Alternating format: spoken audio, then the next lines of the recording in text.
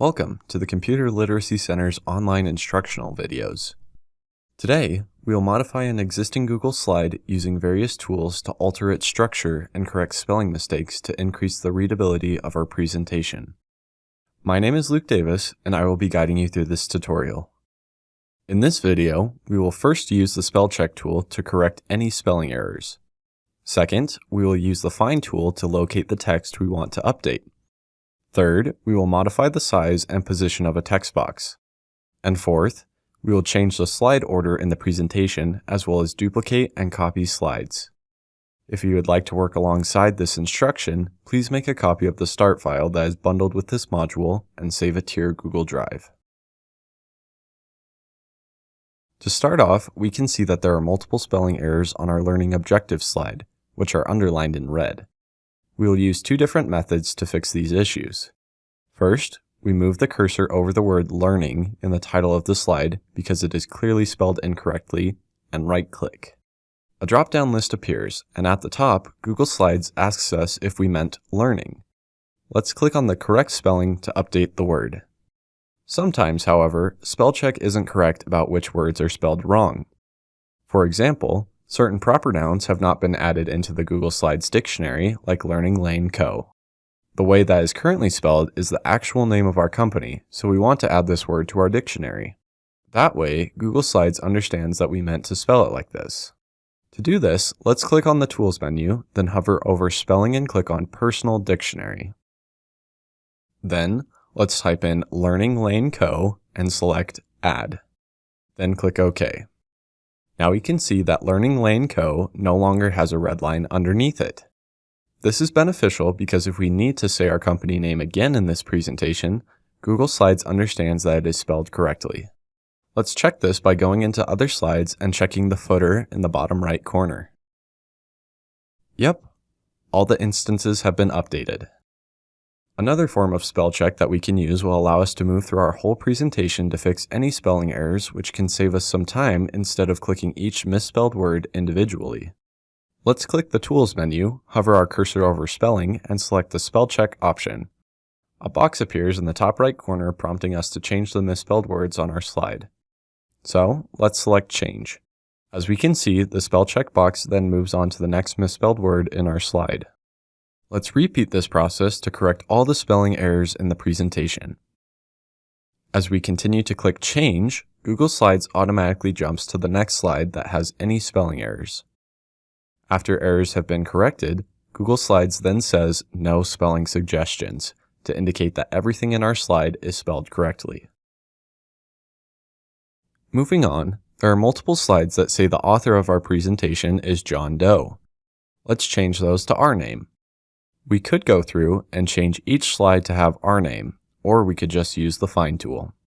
The Find tool in Google Slides allows us to input the word that we need to update and apply the revisions to all instances of that word in our presentation. So, let's make our way over to the Edit menu and select Find and Replace. In the Find field, type in John Doe. The name John Doe is then highlighted in green to indicate that it has been selected to be replaced. Then, in the Replace With field, I'll type Luke Davis, and you can type your name. Finally, we select Replace All to change all instances of John Doe with our own name. That worked! If we exit out of the Find and Replace box, we can check the other slides to see if they have been updated with our name. Yep, they have all been updated. Let's go to the slide that has the clock tower. Within each of our slides, we have a text box with a couple of words in them. Let's click on the text within the main body of the slide, and a blue rectangle appears with squares around the border. The blue rectangle is our text box, and the squares are called handles. Clicking and dragging the handles in the corners adjusts both the length and width of the box.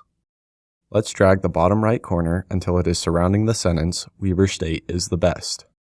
Now, we are going to adjust the text box so that it is lined up right next to our image. To start, let's rotate the box so that we can align it with our image. By clicking and holding on the rotation handle above the text box, our cursor turns into a crosshair, and we can move our cursor in a circle around the text box until we get the proper angle.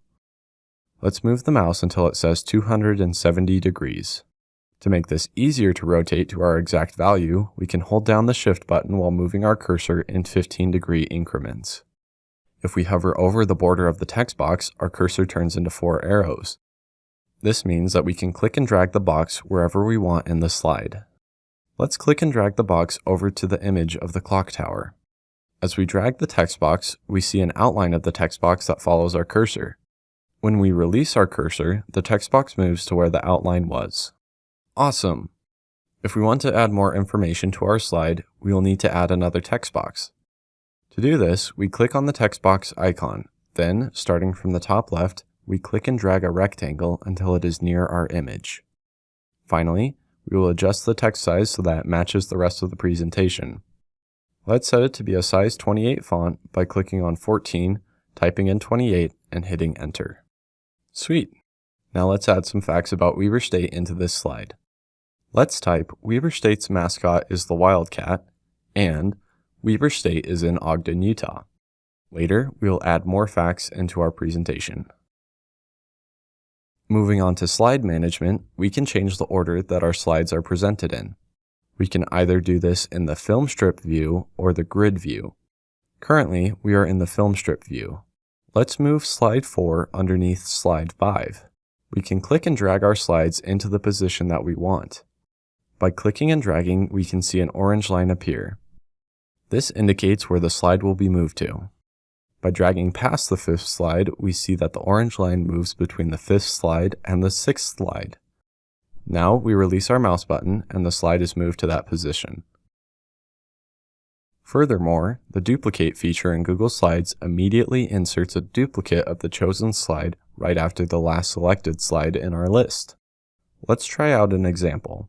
We previously modified the text box in slide 3 to fit in the purple rectangle, and we do not want to repeat the process of making a whole new slide to look the same. This is where the duplicate feature comes into play. For this presentation, we are making a list of facts about Weber State, and we would like to keep the formatting consistent across our slides. Let's right-click the 3rd slide, and in the drop-down menu, select Duplicate Slide. Awesome! Now we have 2 slides that look the same, and we can add some information. Another way to duplicate is by simply selecting the slide we want to duplicate and pressing Ctrl D. In slide 4, the duplicated slide, let's delete the duplicated text so we can add some different facts. Then, let's type, the clock tower is 100 feet tall, and there are over 225-degree programs. Another feature of Google Slides is the ability to copy slides. Earlier, we modified our learning objective slide to correct all spelling errors. Now, we want to put a summary slide at the end of our presentation that explains all the things we did in this tutorial. So, let's right-click slide 2, then select Copy. Now this slide has been copied to our clipboard and we can decide where we want to put it. Let's put this slide right before our ending slide by right-clicking in between slide 6 and 7. We will then be able to see the orange line appear indicating where we are wanting to insert our slide. Let's select Paste. Another simple way to do this is by pressing Ctrl-C to copy and then Ctrl-V to paste. Let's change them to be in the past tense by adding ed to the endings of the verb. So we used spell check to fix errors, used the find and replace tool, modified text boxes, and copied and duplicated slides. As we can see, our company name still doesn't have a red line underneath because it was previously added into our personal dictionary. In this video, we fixed several spelling errors by using the spell check tool. Next, we added a word into our personal dictionary. Then, we applied the find and replace tool to update names in our presentation. After that, we altered the dimensions and position of a text box. Finally, we reordered, copied, and duplicated slides. For more information about Google Slides and other computer literacy topics, please visit our website at weber.edu/clc.